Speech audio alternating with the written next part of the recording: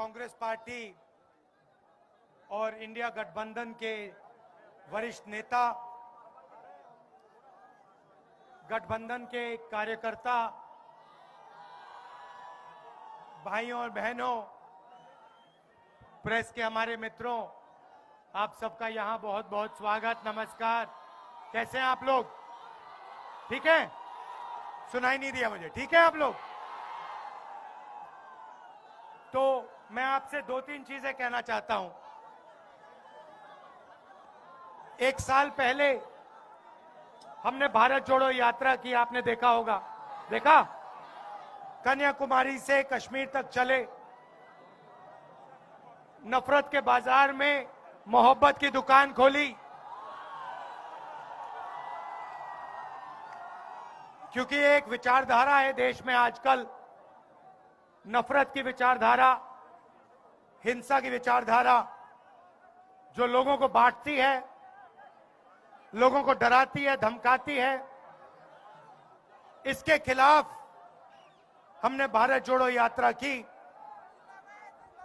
बहुत सारे लोग आए, झारखंड से आए, उड़ीसा से, बंगाल से, और उन्होंने हमें कहा, देखिए आपने भारत जोड़ो यात्रा तो करी कन्याकुमारी से कश्मीर, मगर बंगाल में क्या होगा, झारखंड में क्या होगा, मणिपुर में क्या होगा, उड़ीसा में क्या होगा? आपको दूसरी यात्रा करनी चाहिए, दूसरी भारत जोड़ो यात्रा। और हमने ये बात मान ली, और इसलिए मैं आपके सामने आज यहां खड़ा हुआ हूं। और इस यात्रा का भी लक्ष्य नफरत भरी जो विचारधारा है उसके खिलाफ खड़ा होना है, लोगों को जोड़ना है। और जैसे उसमें हमने मोहब्बत की दुकान खोली, इसमें भी हम मोहब्बत की दुकानें खोलना चाहते हैं। इसमें हमने एक शब्द और जोड़ दिया, आपने देखा होगा, भारत जोड़ो न्याय यात्रा। क्योंकि हमें लगता है कि हिंदुस्तान में अन्याय फैलता जा रहा है। आप देखिए, रोजगार, देश के युवा सिर्फ रोजगार चाहते हैं, और पूरे देश में नरेंद्र मोदी जी ने और बीजेपी ने बेरोजगारी की बीमारी फैला दी है। किसी भी प्रदेश में जाओ और पूछो, भाई यहां पे बेरोजगारी की बीमारी है? ये देखो, जहां भी हम जाते हैं एक नई बीमारी चली है, बेरोजगारी की बीमारी। वो हिंदुस्तान के युवाओं को लगती है और उनके भविष्य को खत्म कर देती है, नष्ट कर देती है।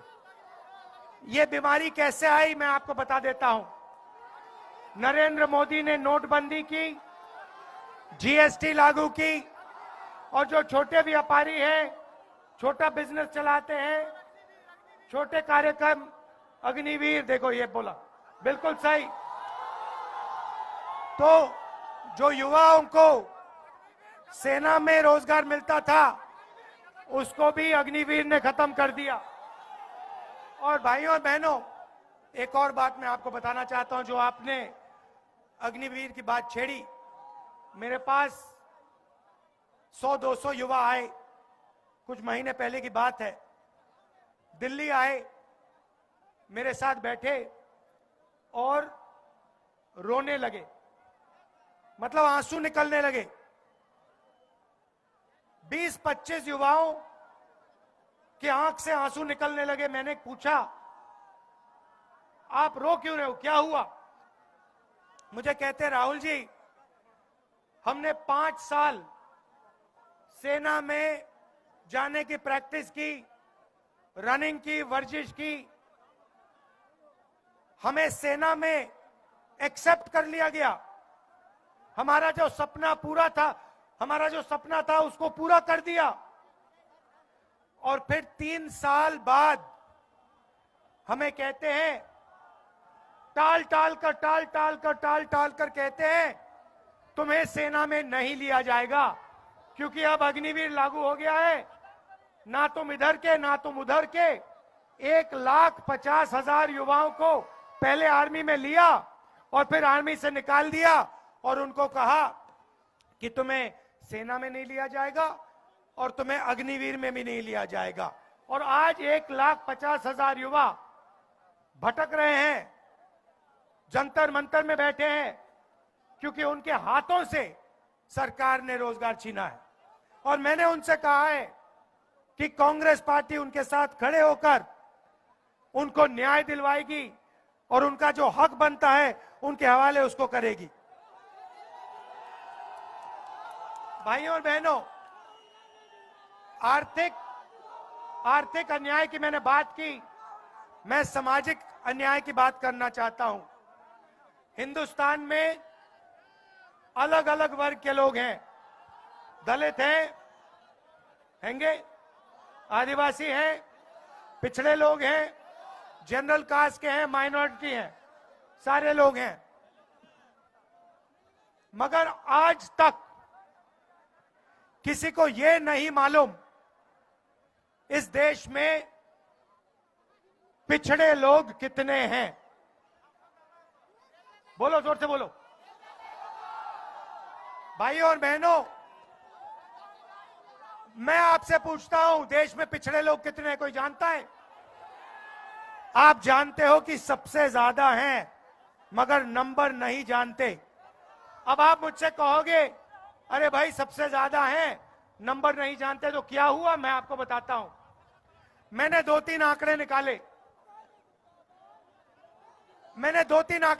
पहला आंकड़ा, हिंदुस्तान की सबसे बड़ी 500 कंपनियों में दलित कितने हैं, आदिवासी कितने हैं? ये बोली बात। दलित कितने? 0। आदिवासी कितने? 0। पिछड़े कितने? 0, एक भी नहीं। फिर मैंने पता लगाया, जो बजट को बांटते हैं 90 अफसर हैं, हिंदुस्तान की सरकार को चलाते हैं, दिल्ली में बैठते हैं। मैंने पता लगाया, इसमें दलित, आदिवासी, पिछड़े कितने? पता लगा 90 में से 3 आदिवासी, 90 में से 3 पिछड़े, 3 दलित, 1 आदिवासी। तो आदिवासियों के खिलाफ, दलितों के खिलाफ, पिछड़ों के खिलाफ दबाकर इस देश में अन्याय हो रहा है। और मैंने कहा कि जैसे किसी की टांग टूटती है तो पहला काम क्या होता है? डॉक्टर के पास जाते हैं ना, पहला काम क्या होता है? आप कहते हो भैया डॉक्टर साहब एक्सरे कराओ, पता लगाना है क्या टूटा। सही बात। तो मैंने यही कहा है, पहले पैसा मांगता है हमारी सरकार। देखिए, हमारी सरकार की कोशिश होगी, जैसे हमने राजस्थान में किया, स्वास्थ्य हमने पूरा का पूरा फ्री कर दिया, दवाई फ्री कर दी, अस्पताल फ्री कर दिया।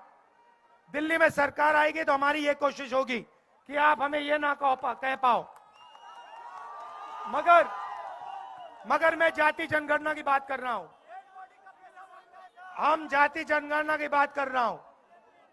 मैंने कहा कि जैसे किसी को चोट लगती है तो एक्सरे होता है, वैसे ही हिंदुस्तान का एक्सरे होना चाहिए, जाति जनगणना होनी चाहिए, पता लगाना चाहिए इस देश में दलित कितने, आदिवासी कितने, पिछड़े कितने, माइनॉरिटी कितने, जनरल कितने। वही पहला कदम है न्याय देने का। अगर हमने मालूम ही नहीं कि आदिवासी कितने, पिछड़े लोग कितने, तो न्याय की कैसे बात हो सकती है? जैसे ही मैंने जाति जनगणना की बात की, वैसे ही नरेंद्र मोदी कहते हैं देश में कोई जात नहीं है, देश में सिर्फ जो जात है एक।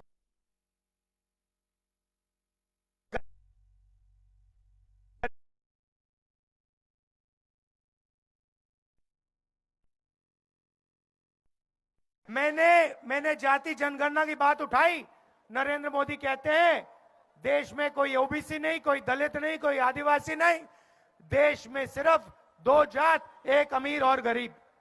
अगर 2 जात है नरेंद्र मोदी जी, तो आप ओबीसी कहां के? आप ओबीसी कैसे बन गए? ये मैं आपके सामने रखना चाहता था। देश को जोड़ना है, सबको एक साथ लाना है और पूरे देश में ये जो नफरत का बाजार इन लोगों ने खोल रखा है, इसको बंद करना है और मोहब्बत की लाखों दुकानें खोलनी है। बहुत बहुत धन्यवाद। नमस्कार। जय हिंद।